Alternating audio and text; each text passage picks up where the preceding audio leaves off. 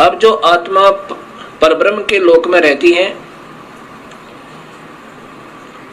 अब उनको ज्ञान हो गया कि वो तो बहुत परेशान है नीचे के लोकों की व्यक्ति, जितनी आत्मा गई है।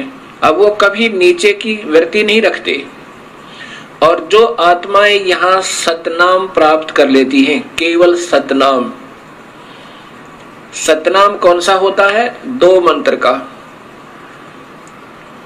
एक तो उसमें ब्रह्म का मंत्र ओम है, और दूसरा और मंत्र है, वो सांकेतिक रखा है, वो अधिकारी को ही बताया जाता है जिसको देना होता है। और जो अधिकारी संत होते हैं वही देवे, तभी वो काम करे। जिनको सतनाम मंत्र प्राप्त हुआ और उनकी श्रद्धा अपने गुरु में नहीं रही, ये इतने दयालु परमेश्वर हैं। और कुछ वर्षों तक उसने सतनाम की विधिवत साधना करने के बाद आपकी सतलोक जाने की वृत्ति नहीं बनी, या आपकी इतनी कमाई नहीं बनी उस मंत्र की, तो आपको उस परब्रह्म के लोक में भेज दिया जाता है। किसको भेज दिया जाता है? जो ओम नाम की कमाई ये सारी यहां छोड़ दी जाती है इस काल के लिए। जैसे गीता जी के अध्याय नंबर 18 के श्लोक नंबर 66 में लिखा है कि अर्जुन, तू मेरी सभी पूजाओं को मुझ में त्याग दे।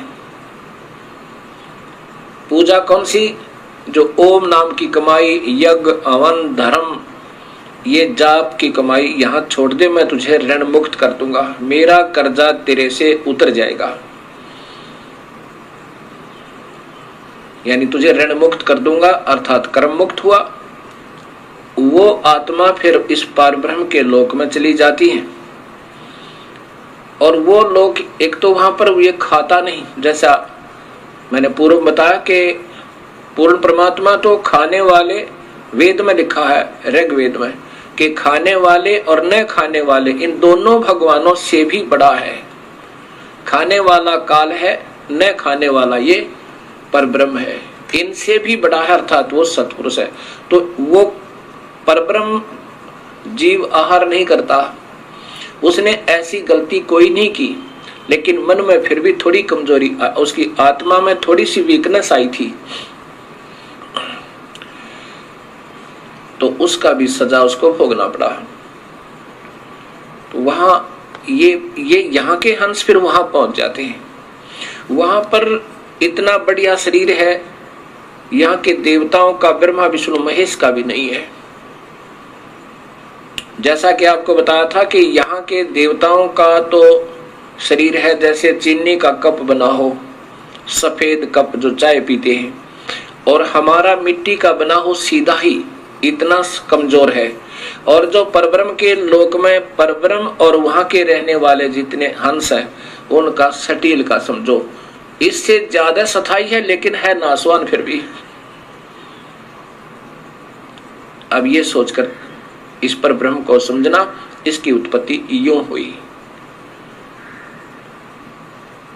और फिर जो सत भक्ति करता है और जिसको सतनाम भी मिल गया और कमाई फिर भी पूरी नहीं हुई, और साथ में यहाँ की कोई इच्छा आपकी रह जाती है, तो कबीर परमेश्वर हर ब्रह्मांड में अपना अलग स्थान बनाकर रहता है। इन आत्माओं को जिनकी अधूरी कमाई है, भक्ति पूरी नहीं हो पाई, कि काल के ऋण से मुक्त अभी नहीं हो पाए, और परब्रह्म का भी, क्योंकि परब्रह्म के लोक को पार करना है, उसका भी ऋण देना है, वो दूसरे मंत्र से, तत् मंत्र से कमाई करनी है। वो तत् मंत्र संकेतिक है। इन दोनों का मिलकर जब ये योग्य हो जाएगा, दोनों का ऋण उतरने योग्य हो जाएगा, तब ये कबीर परमेश्वर इनको सारनाम देकर, सारनाम की कमाई साथ करवा कर, और फिर यहाँ से सतलोक ले जाएगा। जब तक आपकी पूरी कमाई नहीं बनी होगी तो आपको यहीं रखेगा, और आपकी थोड़ी बहुत भी इच्छा इस लोक में रह जाती है तो भी इसी ब्रह्मांड में एक स्थान ऐसा है, वहां कबीर परमेश्वर आपको रखेगा। वहां पर आपको तपतशिला पर नहीं जाने देगा, तपतशिला पर नहीं जाने देगा, और न ही कुत्ते गधे सुअर बनने देगा, क्योंकि आपकी कमाई इतनी हो जाएगी और साथ में आपके पाप कर्मों परमेश्वर कबीर साहब काटता रहेगा। जब ही नाम हृदय धरो भयो पाप को नासे, जैसे चिंगारी अग्नि की ही पड़ी पुराने घासे। अब आपके शुभ कर्मों के आधार पर वहां रखेगा और तपस्या पर नहीं जाने देगा। ये आपको इस कबीर परमेश्वर के शरण में आने से और एक्स्ट्रा बेनिफिट है। और फिर ये सदियों के उपरांत इन शुभ कर्मों के आधार पर आपके फिर मनुष्य जन्म हो सके, 100 भी प्राप्त हो सके। जो कबीर परमात्मा के आधार पर सतभक्ति आप कर रहे हो और मनुष्य जन्म आपके फिर देने शुरू कर देगा परमेश्वर, और फिर कभी अपनी सतभक्ति को जगाएगा उसमें उन पुण्यात्माओं को जिन्होंने पहले सतगुरु की भक्ति कबीर परमेश्वर की किसी युग में कभी वो आए स्वयं या उनके कोई सत संत के साथ रहकर की हुई है। अब उनको शीघ्र ये बात समझ में आती है, क्योंकि उनके अंदर काल नहीं होता ज्यादा है। बेशक वो साधनाएं अन्य कर रहे होते हैं अनजानपने में, उनके हृदय में वो पिछली कमाई अंगड़ाई लेती है पिछले जन्म जन्मों की, तो वो तुरंत आकर के कबीर साहब के चरणों में, उसके सत्य नुमाइंदे संत के चरणों में आ जाते हैं। और जिन्होंने अभी तक कमाई सतपुरुष की पूर्ण परमात्मा की कभी नहीं कर पाए और ब्रह्म तक की अच्छी साधना युगों युगों कर रहे हैं, वो पुण्य आत्मा भी इस सत्संग को सुनकर और शरण में आ जाएंगी।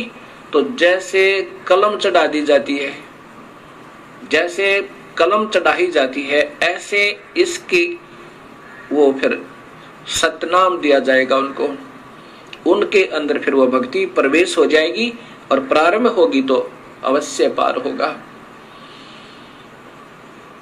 क्योंकि उन्होंने पिछली कमाई ओम नाम की बहुत की हुई होती है